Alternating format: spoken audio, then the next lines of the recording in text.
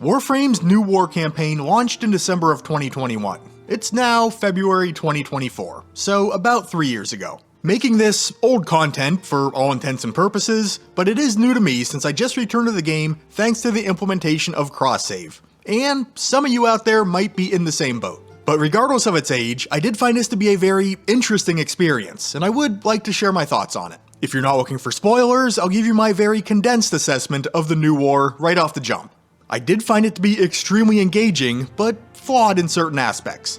I would say on average, it's probably going to take most players somewhere between 3 to 5 hours to complete the campaign, depending on how you pace yourself, and it will pull you out of the base game until you complete the quest, so just a heads up on that. Narratively, I thought it was phenomenal. I've always been almost fascinated by DE's approach to in-game storytelling within Warframe. As a whole, it might not be the easiest storyline to keep straight as a more casual player, but the avenues used to push the narrative forward are very creative and well executed.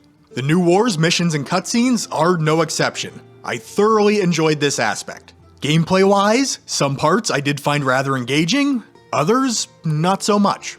The parts that I didn't like weren't really bad enough to hamper the overall experience in my opinion, but sometimes the campaign just wasn't feeding me what I crave when playing Warframe. If you haven't played the New War yet and you do want to go through it for yourself before hearing any of my thoughts on more specific issues, which I do highly recommend, this is where you bail. There will be abundant and complete story spoilers from this point forward. For those of you who are still here, I'm going to assume that you did play the New War at some point and at least half-assed remember what was going on in it. I thought the way DE opened up the campaign was really cool. Being thrown into the shoes of a Grineer soldier, a Corpus tech support lackey, and then Teshin, it really did a good job at driving home the scope of the sentient invasion. It wasn't just an us problem, it was an everyone problem.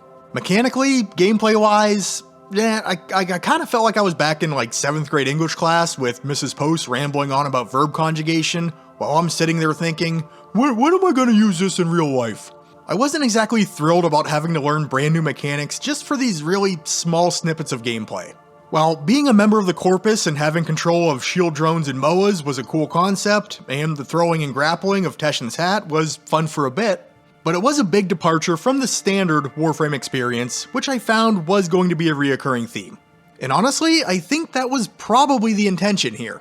The gameplay loop of Warframe is repetitive in a general sense, so I don't fault the devs one bit for trying to give us something a little bit different to chew on. Even if this didn't quite strike a chord with me, I don't want to overlook the effort or discount the end goal.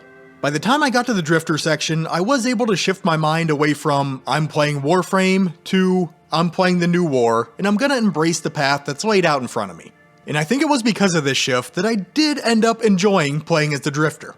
Most of the gameplay here did revolve around stealth, which generally I'm not a huge fan of. I'm more of a scorched earth, if it moves it must die type player.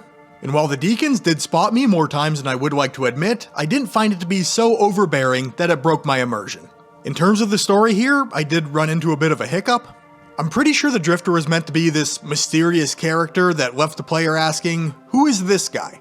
And it probably would have had that effect on me had I played this content at release and not 3 years after the fact. But since I did complete the Deviri Paradox before the New War, not knowing that there was a narrative link, the dots were already connected for me. That being said, I didn't feel like I slighted myself by having additional context ahead of time, because it still was rather interesting to see how the Drifter was introduced initially. Then the Archon boss fights. I really liked these. These were probably the highlight of the entire campaign for me. Being asked to tackle him with just the bow that Hunhao gave you and the Drifter's bag of tricks, I was there for it. Instead of just running in with your jacked up Warframe and melting the boss, the Drifter's vulnerability made you pay a bit more attention to your positioning in the play space and the boss's mechanics. But not so much so to where it made them overly difficult fights. I feel like Digital Extremes kind of found that sweet spot. They were just the right amount of challenging for a story campaign mini-boss.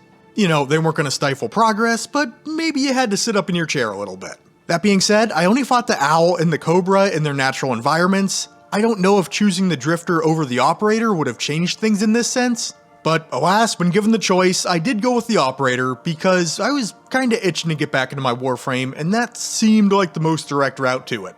Maybe I'll go back and replay the campaign at some point and take the Drifter just to see how things changed mechanically and narratively, but that's for another day. Right now, I'm going to jump ahead to the final boss, but I do want to circle back to a few points of frustration after the fact. For me, the fight with Ballas went from, what the hell is going on here, to, oh, okay.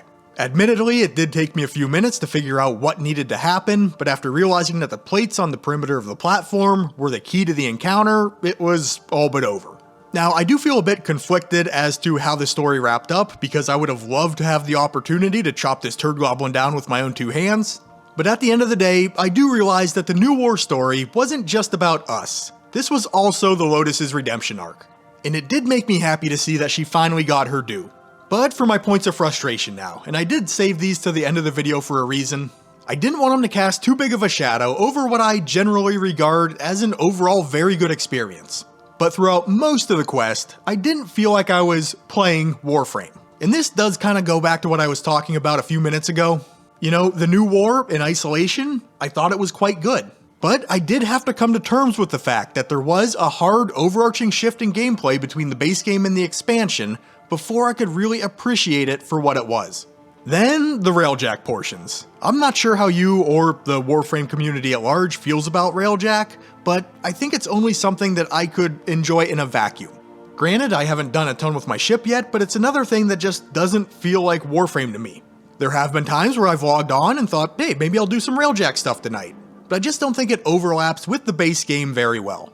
So the first time it appeared in the campaign, I was like, okay, just gotta do the thing, shoot the ships, power forward, let's get to the next part. The second time was more of a, oh really?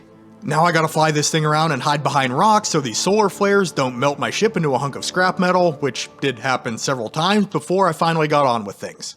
This was immersion breaking for me. Being frustrated by failing at something I already didn't want to be doing kinda took me right out of it. And last gripe, the Necromech situation. This was my barrier for entry when trying to start this quest. I'm not sure what the intent was. It could have been as simple as, the players just got a shiny new toy recently, let's incorporate it into the campaign. But I personally was in a position where I just finished the Heart of Deimos quest, and I was ready to get onto a change of scenery. I was not really looking forward to returning there for hours or days or however long it would take for me to farm out all of those Void Rig parts organically. So I ended up just sprinkling a little bit of platinum in the market and buying it outright, and boy am I glad I did. If I were to have spent hours or days of my life assembling that thing just to use it to follow Era around the map for 5 minutes, I would have been furious. Well, I'm sure it does have its other use cases in the game. I was very happy with my decision just to shell out a little bit of platinum, even though this does not feel like it should have been any sort of barrier for me to experience the content. But all in all, I did think the New War was really good. I thought the story was fantastic, I think the gameplay supplemented it well enough, and while I did find some flaws to nitpick, it was an overall positive experience that left me excited to see where the story is going to lead me next. Have a great day, ladies and gentlemen, and I'll catch you on the next one.